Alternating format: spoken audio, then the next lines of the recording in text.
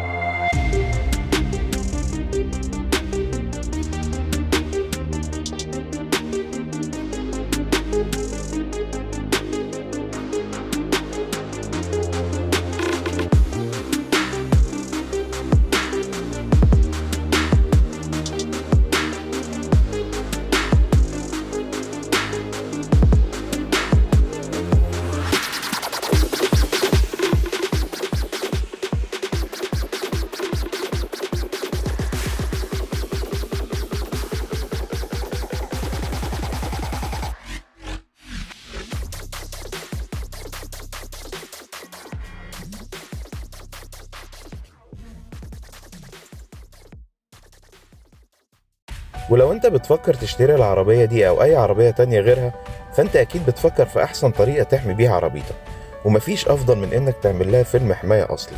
احنا كنا عملنا فيديو توضيح عن موضوع افلام الحماية برعاية كاربروجيني، الوكيل الحصري لافلام اكس بيل الامريكية في مصر. هحط لحضراتكم اللينك بتاعته في الاي وفي الديسكريبشن تحت الفيديو. طيب دي العربية، هي اس يو في كهربائية بالكامل زي ما قلنا، ومن الحجم المتوسط تعتبر. العربية من الحجم المتوسط الفاخر، يعني نقدر نقول كومباكت لاكشري اس يو في، بس العربية اي في. الشبكة بتاعتها اهي، الفوانيس هنا بتاعتها مميزة جدا، الإضاءة بتاعتها بتنزل بشكل كأنها شلال ونازلة لتحت وبتعمل زي انيميشن كده. طبعا الشبكة مقفولة لأنها عربية كهرباء مش محتاجة تهوية. دي الكاميرا 360 ودي علامة كاديلاك. البراند ده طبعا براند فاخر، احنا مش محتاجين ان احنا نقول ان كاديلاك من العربيات الفاخرة جدا. تعالوا بسرعة نشوف الانتيرير بتاع العربية. ولا كلمة طبعا على الفخامة والخامات المستخدمة. كراسي، هنلاحظ ان فيها السماعات فيها ساوند سيستم، اعتقد فيها 19 سبيكرز، فيها 19 سبيكر العربية. تيوند باي اي كي جي. الناس اللي غاوية تليفونات عارفين ان اي كي جي شركة صوتيات من الشركات الكبيرة. وهنا التحكم بتاع الدرايفر سيت، كرسي السواق، والمساج بتاعه والميموري والهيتنج والفنتيليشن وكل حاجة. الحاجات دي كلها بتبقى شغالة في الامبيانت لايت بتاع العربية. هنا هنشوف الشاشة بتاعت العربية، شاشة مهولة.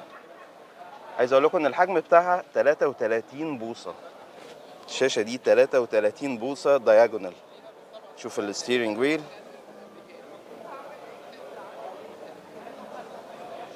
طبعا الانتيريور فخم جدا. وفي هنا مساحات كبيرة تحت، مساحات تخزين وفيها وايرلس تشارجر. وهنا ده الاختيار التشغيل بتاع الانفوتينمنت سيستم، بتشغله من البكرة دي. وفي هنا حاجات للتحكم وكل حاجة. الملمس بتاعها فخم جدا، يعني الكليكاية اللي بتعملها تحسها منتهى الفخامة. كاب هولدر هنا، وهنا في مساحة تخزين تحت المسند ده. استنوا كده نشوف بيتفتح ازاي اهو. ودي هنا تري عشان تحط فيها التليفون بتاعك، وفيها وايرلس تشارجر، وفي جنبها يو اس بي تايب سي، وموجود هنا برضو جوه يو اس بي تايب سي. وعاملين لك حته صغيره هنا عشان تعدي الكيبل بتاع اليو اس بي بتاع الشاحن بتاعك، عشان لما تقفل المسند ما يقفلش عليه. وطبعا لو بصينا هنا زي ما بقول لكم، السماعات اللي موجوده في الهيد ريست بتدي لك الصوت السراوند حواليك.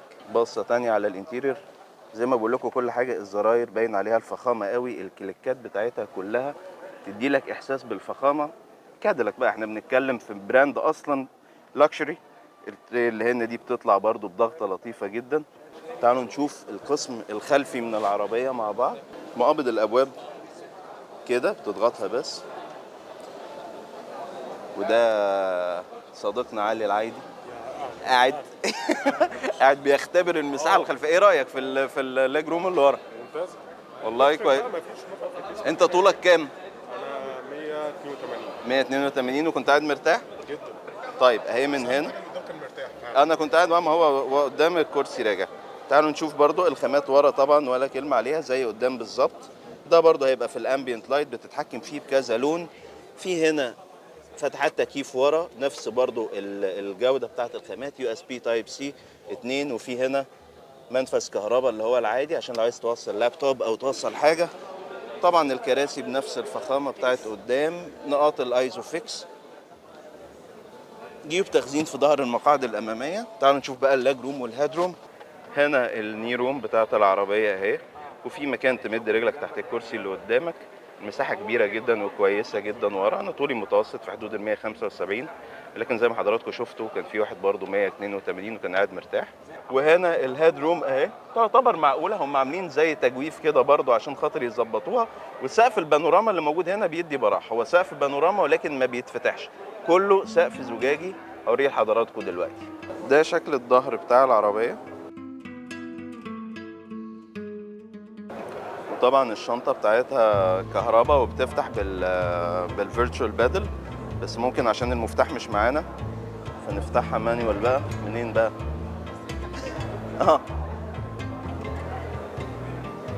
شكرا. دي الشنطة بتاعت العربية. ما عنديش الرقم الاكيوريت بتاعها، بس لو عرفت اكتبه لحضراتكم على الشاشة. وهي طبعا بتفتح وتقفل كهرباء، وبتفتح برضو فيها فيرتشوال بادل او حساس رجل.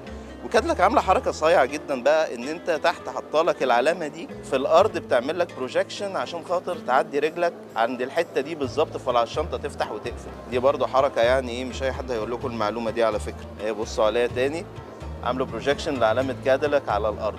اهو بصوا المنظر تاني، شكل الفوانيس من ورا، وده شكل الجنط بتاع العربيه. طبعا احنا يعني لازم تعذرونا على التصوير اللي في الزحمة دي، بس ناخد لقطة تانية أخيرة.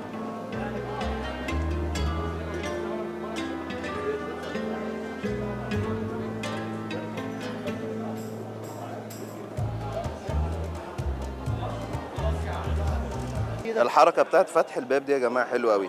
تضغط الأكرة كده الباب بيطلع معاك، بتقوم فتحه من الحتة اللي فوق دي.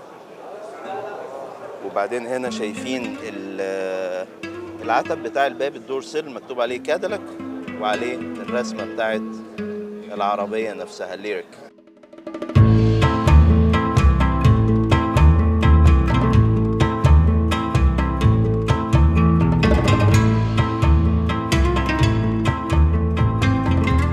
بس في اخر التغطيه دي العربيه هتنزل ان شاء الله السنه الجايه. يمكن هي دي نقطه القلق شويه، بس هي شركه المنصور ليهم خطه في الموضوع، ان هم يعملوا تاهيل للناس قبل ما ينزلوا العربيه في مصر.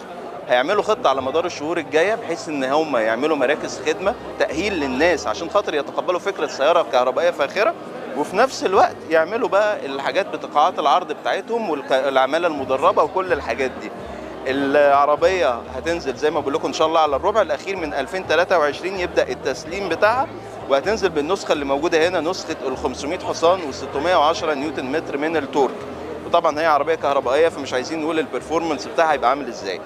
فده كان فيديو سريع، اتمنى ان هو يعجب حضراتكم. متشكر على المتابعة، اشوفكم في فيديو جديد ان شاء الله.